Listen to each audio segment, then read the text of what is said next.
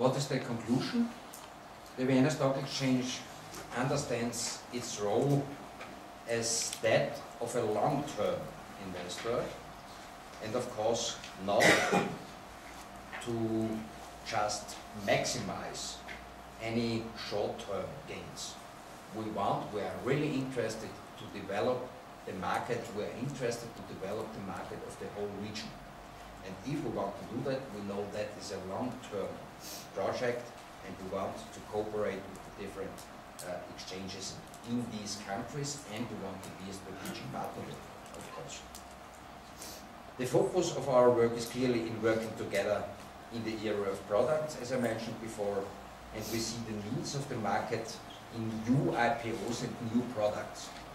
It's very important for a capital market to get more companies to be listed at the exchange.